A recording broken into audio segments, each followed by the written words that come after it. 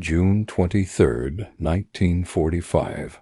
Camp McCoy, Wisconsin. The smoke hit her first. Thick, sweet, unmistakably foreign. It curled through the June air, carrying hints of grilled meat, charred wood, and something warm that wrapped itself around her chest like a half-remembered dream. Standing behind the wire fence, the young Japanese nurse could hardly believe what she was seeing. A row of American soldiers, sleeves rolled against the afternoon sun, gathered around a massive iron grill. One of them, tall and sunburned with an apron tied awkwardly over his uniform, looked up and waved her forward. She didn't move. This had to be a trap. She had been told captivity meant shame, hard labor, cold stares, punishment for the crime of survival. But this was an invitation. Others hesitated beside her, their threadbare uniforms hanging loose on frames, still recovering from starvation.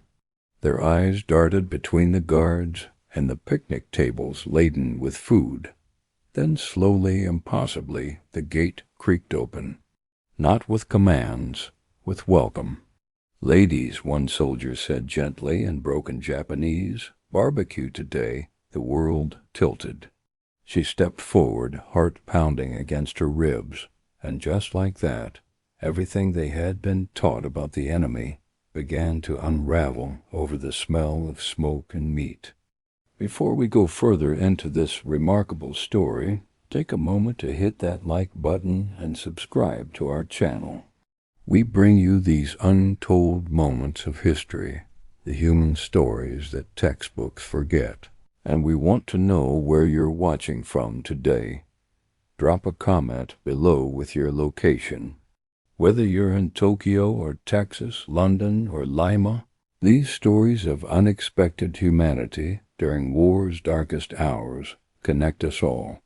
Now, let's return to that wire fence, that smoke, and the moment when everything changed. The smoke that day carried more than the scent of food. It carried the weight of contradiction, because 3 months earlier these same women had expected to die, not in battle, in captivity. That was what they had been taught, what every fiber of their military training had drilled into them until it became truth. Surrender was not an option. Capture was worse than death. And Americans the propaganda had promised were monsters. The unraveling had begun weeks before, beneath the groan of a transport ship cutting through the Pacific. The nurse, barely 22 years old, had stood pressed against the steel wall of the hold, crammed among rows of other women with shaved heads and eyes hollowed by fear. They had been captured outside Okinawa in early June, pulled from field hospitals and logistics posts as the island fell, rounded up like shadows of soldiers disarmed and displaced. The ship smelled of diesel, seawater, and vomit. No one spoke above a whisper. Fear was an unspoken language etched into every hunched shoulder. Each woman carried the weight of an oath, death before dishonor, loyalty unto the last breath. Yet here they were alive, defeated, the ocean stretching endlessly before them. Guards shouted in English, sharp, incomprehensible, while below the women waited, not for rescue, but for judgment. America came next, not as myth, but physical, impossible to reconcile.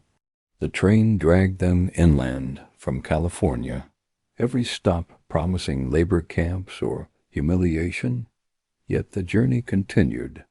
Outside, windmills, grazing cows, small churches, boys on bicycles.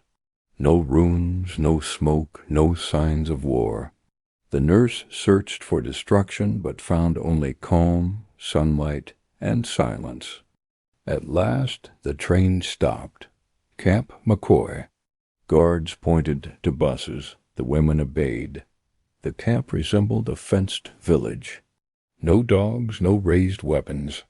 Inside, processing was precise, names recorded, canvas bags issued, uniforms stripped.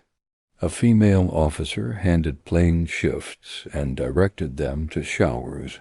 No sneers, no shouts. Nothing expected had come. There were no leering guards, no laughter, just water hissing behind tiled walls, and a faint floral scent. The nurse stepped under the spray and wept quietly. Weeks of grime washed away like something sacred surrendered. Afterward they were led to barracks, long wooden buildings with bunks and neatly folded wool blankets. Some were reminded of school, others of hospitals. The nurse inhaled the faint starch-scent first touch of something not damp, rotting, or blood-stained in months. That night, silence ruled. No guards, no footsteps, only crickets and distant hums. Prepared for cruelty, they found order, cleanliness, and the dangerous suggestion of normalcy. The nurse whispered to herself, "What if we are not here to be punished?" Morning came with the clang of a bell and murmured footsteps. Coffee, real coffee, wafted through the cracks like an invitation. They followed others to the mess hall. Guards watched but did not interfere. One woman froze, overwhelmed. The nurse stepped forward, tray in trembling hands. Beef stew, potatoes, buttered rolls, dark coffee. Rich, nourishing food after months of rice stretched with sawdust. She ate cautiously. Others whispered fears of trickery, crossed themselves, or wept quietly. The stew's warmth fractured something inside them, the abundance, the implied kindness. Later, small packets of peanut butter arrived. Some gagged at its sweetness. Others laughed aloud. A guard glanced, but said nothing. The first sound of joy since capture, terrifying in its absurdity. Confusion followed, gratitude tangled with guilt. Each bite reminded them of children scavenging, mothers boiling weeds. They whispered at night, "Could mercy survive captivity? Could nourishment be both gift and weapon?" But hunger doesn't ask for permission. Over the next days, suspicion didn't vanish, but it softened. The nurse found herself looking forward to breakfast, to the scent of something fried, to the brief escape from the hollowness she had carried for so long. And with each meal, something unexpected took root. A flicker, a whisper, not hope, not yet, but the fragile, flickering idea that survival and dignity might not be enemies after all. Then came the smoke. It drifted over the fence one afternoon in late June, like a scent from a different world. Sharp, sweet, rich with fat and wood fire. The prisoners gathered instinctively near the wire, sniffing the air like animals unsure whether the smell meant danger or safety. It was meat, grilled meat, not boiled, not hidden in stew, but open flame, seared and unapologetic. Someone said the Americans were celebrating something. A few others guessed it was bait. The nurse stood among them, hands clenched at her sides, watching as figures moved in the distance. The smell was maddening. It called forth memories of family picnics before rationing, before bombings, before the sea swallowed half the coast. She did not know what to feel. She only knew that her stomach ached, and something older, pride or fear, or maybe both, pushed against the edges of her ribs. The invitation came not with fanfare, but a short announcement relayed through a translator. The prisoners were welcome, not required, to attend a cookout with camp staff. A gesture of goodwill, they said. No speeches, no ceremonies, just food. Some of the women froze, bodies stiff with suspicion. One older woman, a veteran of a field hospital near Saipan, turned away. "We are not dogs to be fed for show," she hissed. Most stayed. Not forward, not back. The idea was incomprehensible. Invited to eat with the enemy, offered not just a meal, but a place. The nurse lay awake that night, tracing knots in the ceiling beam like untrustworthy stars. By morning, Smoke returned, stronger now. Something in her had changed, not broken, softened. She joined the others at the gate. The guards opened it without ceremony. No rifles, no commands, just a quiet gesture. Beneath a wide oak, tables were set with red and white cloths piled with grilled beef, roasted corn, buns, and thick red sauce ketchup. One woman sniffed it and recoiled. Another wept. "My son always asked for red sauce," she said. The guard sat with them, eating, drinking sweet tea, smiling. "Hope you're hungry," said one, in careful Japanese. Not auxiliaries, not enemies, just women. The nurse took a bite hot, charred, rich in swallowed confusion, along with food. Kindness tasted more violent than victory ever promised. By meal's end, tables were smeared with sauce. Some women laughed, not hysterically, but lightly. The nurse caught herself smiling at the soldier who refilled her tea, then looked away. Her hands no longer shook. That night she didn't cry or pray. She whispered, "They fed us like neighbors." The war inside her shifted. The fire had died, embers glowing. One guard stretched, revealing a thin gold wedding band. A man with someone waiting at home. Nearby, two others argued over barbecue sauces, laughing. Prisoners chuckled, shook their heads. War was supposed to be smoke and screams, but here it felt like a summer afternoon. Her hands were greasy, knuckles sunburned, stomach full yet hollow. The contradiction was unbearable. How could the same country that firebombed Tokyo give second helpings of cornbread? How could uniforms that haunted dreams belong to boys who strummed guitars and poured sweet tea? Indoctrination peeled like old wallpaper. Kindness had been taught as trickery, surrender as soul loss. But here they sat, chewed, swallowed, laughed. Foundations cracked. Guilt crept into the barracks. One woman whispered apologies.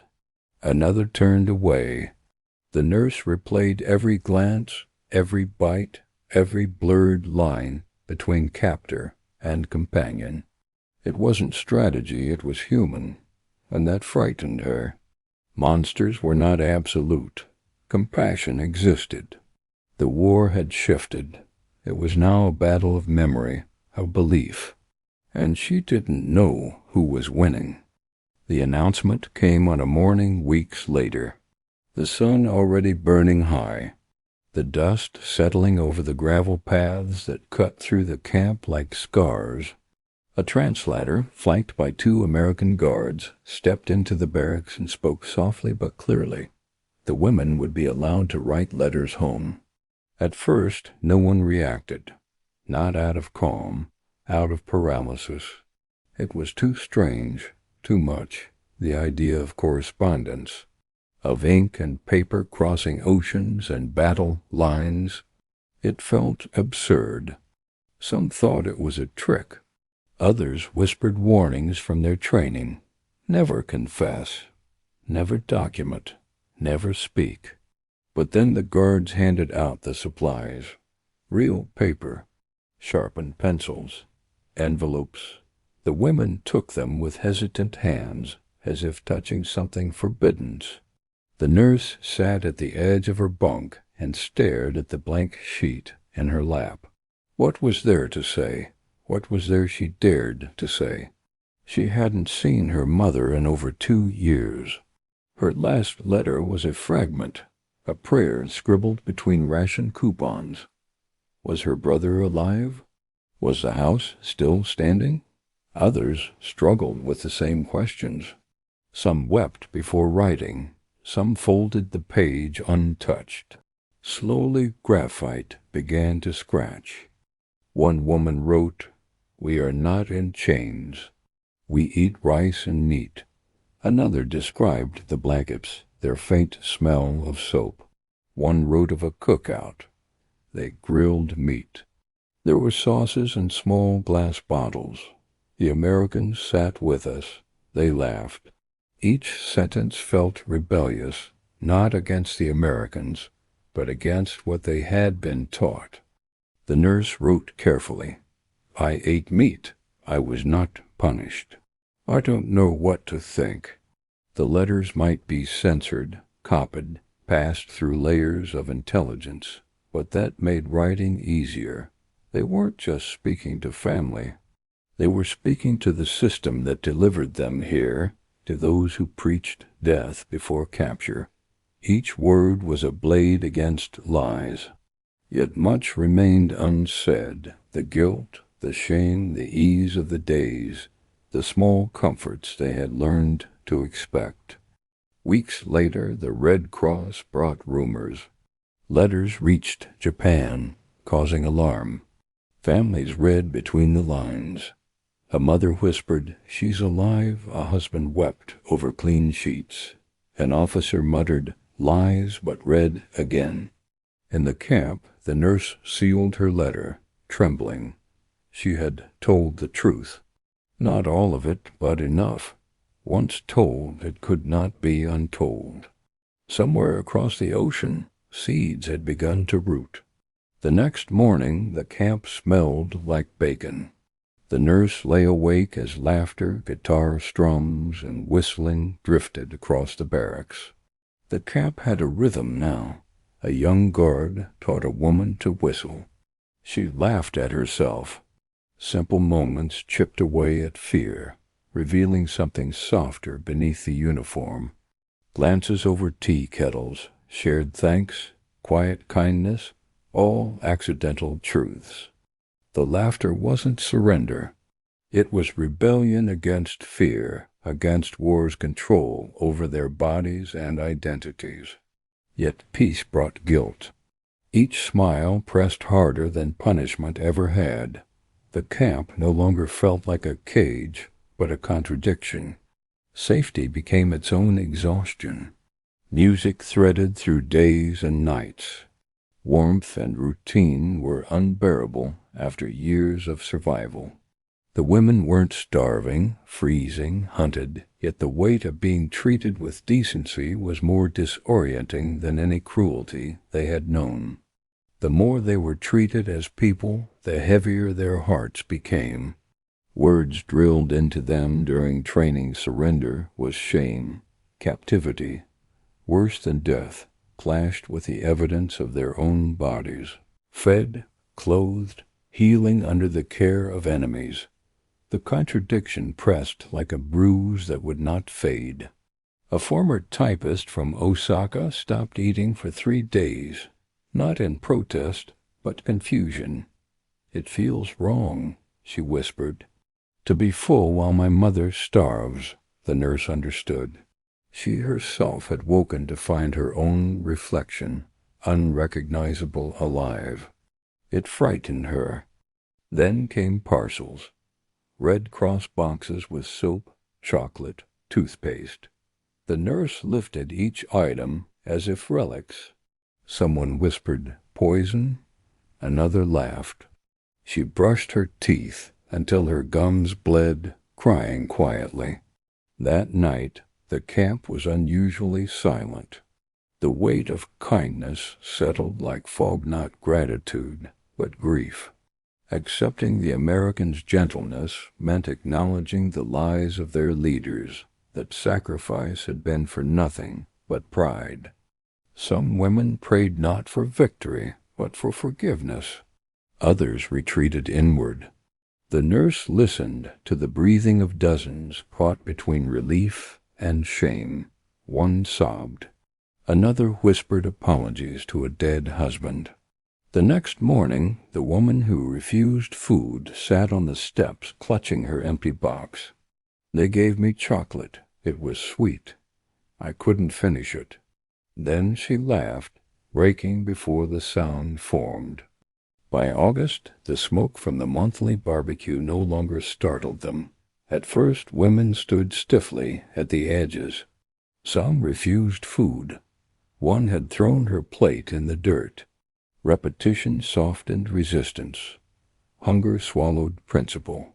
Slowly, women began participating, sitting, asking for more, laughing.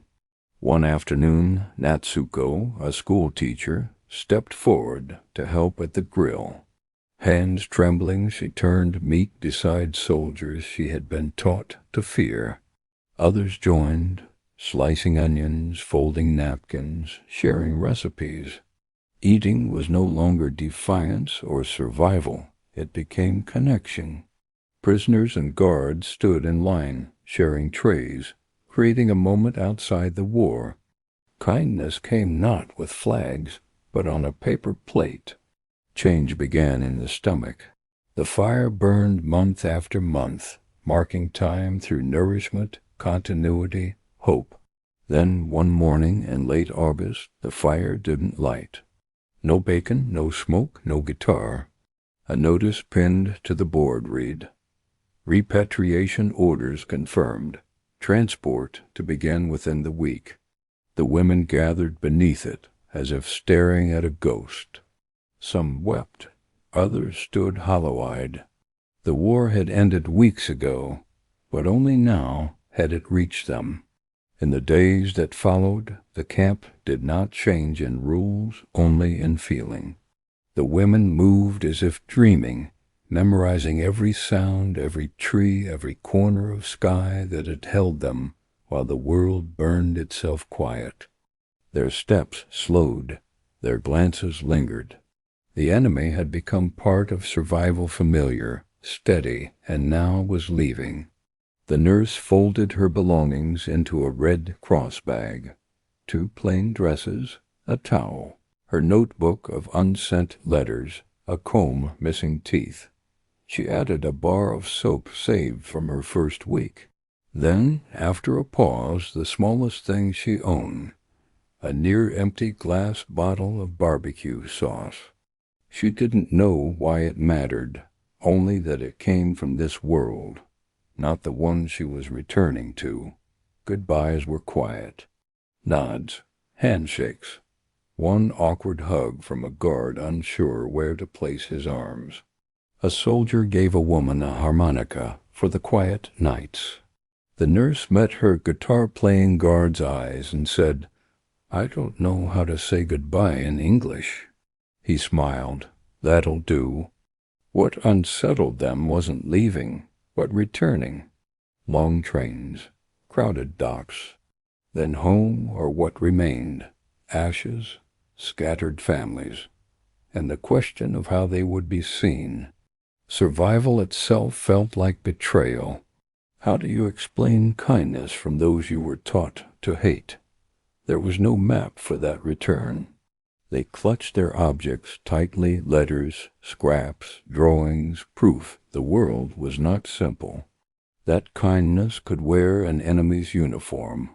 That barbed wire could surround healing. The nurse held the bottle as the truck rolled toward the coast, sunset turning dirt roads gold. Memories of home felt dim beneath newer ones, smoke, laughter, guitars at dusk. She knew only that she carried stories no one asked for, wrapped in objects no one would understand. Years later, beneath a cherry blossom tree, she grilled pork beside her granddaughter. When asked why she cooked it that way, she said softly, "Because it tastes better over fire, and because that's how the soldiers did it." She did not explain further. Some truths lived better in silence. She never spoke of the camp, only we survived. Yet the story lived on in flavors, in songs she whistled, in lessons about patience and fire. Not just trauma, but tenderness. not just scars but sparks, because memory does not always arrive loudly.